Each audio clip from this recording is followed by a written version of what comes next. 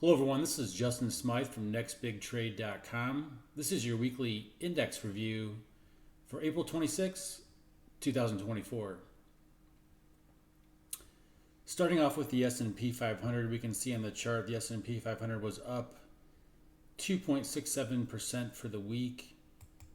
Volume for the week was above average upside volume, and this is the first time this has happened since February, and this is very notable because one of the things that we want to look for coming out of a major stock market correction is an increase in volume in the S&P 500, and you can see that this occurred both in October 2023 and in March 2023 before major uptrends right as major uptrends in the stock market were starting coming out of these corrections. So we do have an increase in volume here. It's not as significant as it was during these previous corrections, but these corrections were also coming out of deeper lows than the current correction. The key question really to ask, which I discussed in the newsletter, is did we just start coming out of this correction? And I think the answer to that is yes. I think the weight of the evidence is now shifting back to the bullish side, and we could be starting to come out of this correction now. Now, we certainly could have more of a sideways correction where, perhaps we, move a little bit higher into the next couple weeks. Maybe we back and fill a little bit, kind of get back towards these lows as a retest, and then we finally break higher to end the correction. I think that's a good possibility because, the key problem with this current correction being over is that it's a pretty short correction. It's only 3 weeks in duration here, and typically corrections need to reverse sentiment back to more negativity, and when you only have a correction over 3 weeks, that typically isn't gonna turn sentiment too bearish.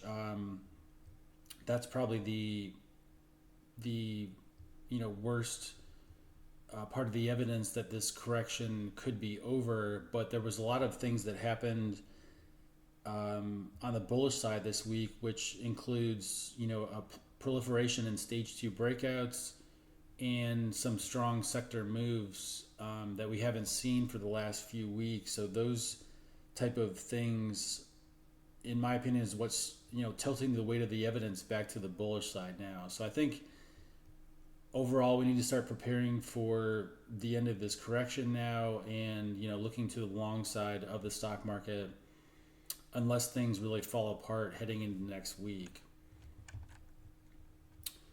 Looking at the daily chart, you can see how we had basically 5 days in a row of selling last week, and then we basically had 5 days in a row of buying this week, except for Thursday was down on heavier volume for the day, but we bounced back strongly on Friday. Notice how the S&P 500 recaptured that key 20-day moving average last week. Obviously, we still have some overhead resistance now, and that's why there could be more backing and filling. Maybe we continue to move higher and then back and fill a little bit more until this correction is over. That would kind of extend this correction, but if we allow the moving average to kind of catch up, and then maybe the stock market would be ready to resume its overall uptrend. But again, a lot of positive things happen this week, which means the market might defend these lows, or unless, again, like there's something comes into the stock market that really triggers a bunch of selling volume. But overall, there was a key shift this week, I think, in the overall weight of the evidence in the stock market. Now, the NASDAQ 100 had above average weekly volume as well. Again, this hasn't happened since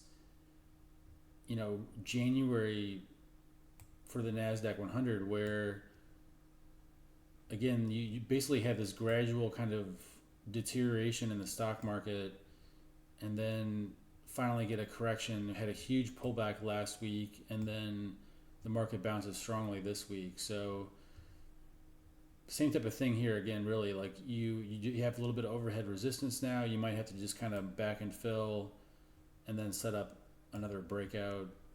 But leading sectors should be able to act more strongly now if the market's going to just firm up here and simply kind of grind more sideways versus heading lower. NASDAQ composite up on just a little bit above average weekly volume this week. Russell 2000 also bounced at the 30-week moving average. Again, this is important to note as well, holding the 30-week moving average. Notice how the Russell, even during the correction in October 2023, almost makes a new low for the bear market and then bounces strongly off of it. But on this correction, we've simply held the 30-week moving average for the first time, since 2021-ish for the Russell 2000 to actually hold this key moving average and not be in correction and suffering in a bear market. So this is a big character change for the Russell 2000. A lot of people have been expecting small cap stocks to outperform this year. It still hasn't really happened. It's only was briefly in December actually, but now that we're holding support here, I think there's a good chance, we're bouncing off of former resistance as support as well. So this is really a key technical juncture for the Russell 2000. And if it holds support here, I think the bias has to be bullish to the upside because, again, this is critical level. And likewise, if we were to break down here, that would be, a really bearish indication. So this is really an important market, I think, to watch over the next few weeks to confirm that we're starting to establish a bottom here. Dow Jones was underperforming the S&P 500. That's actually good from a perspective of, the market's typically stronger when the S&P 500 and NASDAQ 100 are outperforming. So, and technology really bounced hard this week. So that's why the Dow's underperforming. Now the VIX, again, we noted last week how the VIX had this reversal on Friday. It kind of closed in the middle of its range, and the VIX tends to do this when it's making these major moves higher, and then it just reverses and ends its move, and then the correction is over. And that's actually, the VIX followed through big time lower this week, closed below the 10-week moving average. Is still above support, but any more of a breakdown heading into next week, and we're just confirming that we've already bottomed for this correction. So this is another bullish thing that happened this week for the market, seeing the VIX break down like this. Moving to the breadth in the S&P 500, we noted last week that this was probably the most bullish factor for the stock market at the end of last week, was seeing breadth this oversold. We haven't seen breadth this oversold since the October 2023 low. Now, breadth doesn't always get down below the green line during major corrections. If you go back and study over the last 25 years, sometimes it gets down here, sometimes it doesn't. But we got down around 30% last week and then bounced strongly this week. So it's possible we're already starting again to establish a new uptrend here. And these are the best times to buy stocks when breadth is oversold. So big move up higher for breadth this week, and another indication that we could be coming off of the correction low already.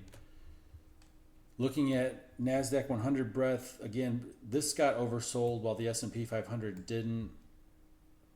And look at how we're bouncing already off of an oversold level. This is a huge bounce, up 37% this week for the NASDAQ 100 breadth. Again, these are the major types of blast off moves that occur at stock market bottom. So another bullish factor for the stock market.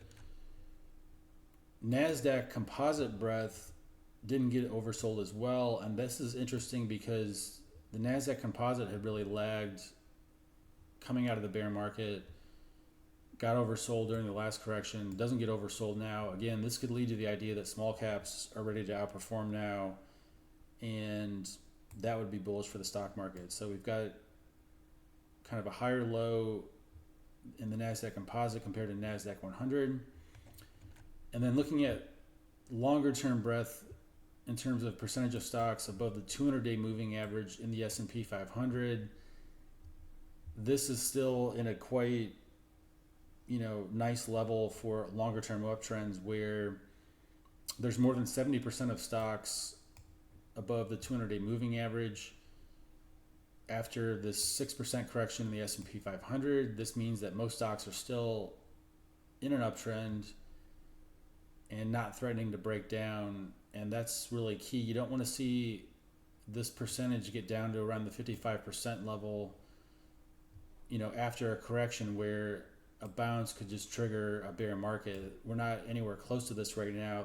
This is what happened during the last bear market, where all the bounces were occurring basically in a stage 4 downtrend, and really what's happening now is we're just in a corrected period within a stage 2 uptrend. So overall, long-term perspective, we're still within an uptrend. We just had a correction, and there's a lot of evidence that the market could be coming out of it now.